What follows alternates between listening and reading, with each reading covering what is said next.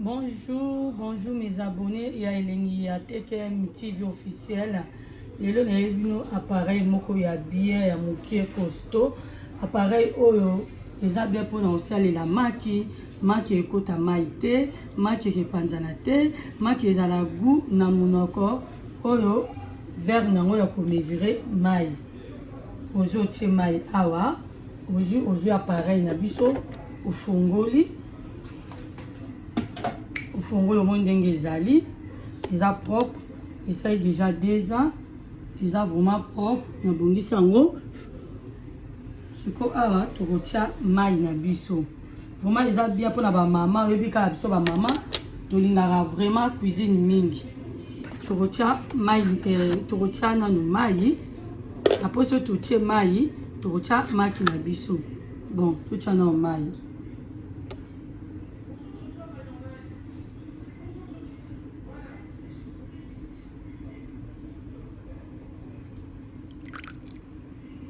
Totie mai. Après totia maki na biso. Nazwi maki. Nazotia maki.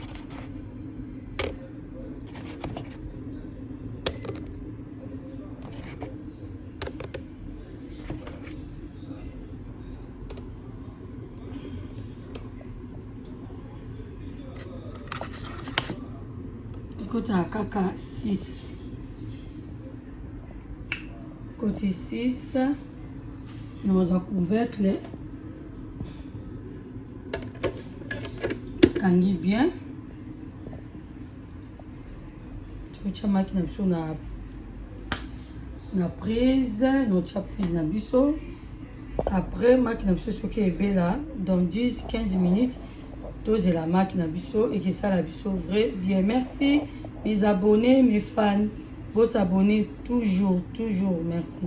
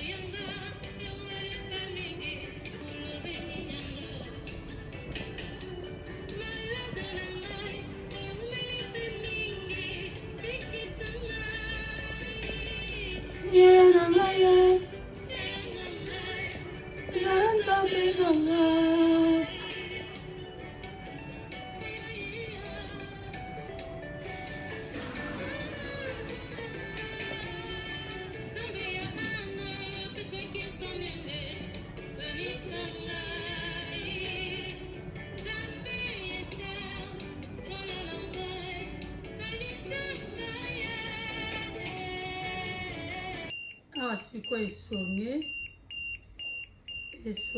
il a dit que belé. Il s'est plus de 10 à 15, je peux dire 15 canadiens. Ils ont sonné pour ébélé. Bon, tout le monde la totale. Il fait froid. Il faut faire la machine à biso.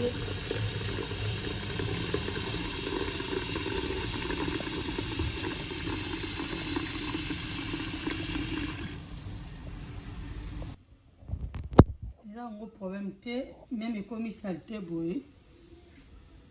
du coup, il y a un moto, tu as vinaigre. Il y a un moto ételissa, vinaigre. Vinaigre.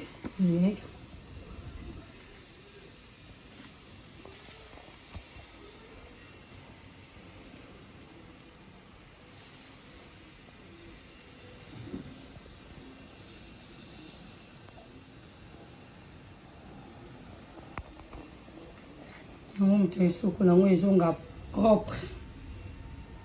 Bon, merci. À tout à l'heure. 5 minutes, c'est bon. Là, on lance qu'on a maï zaki à pio, maï à malili, hein. On a tia tout le monde.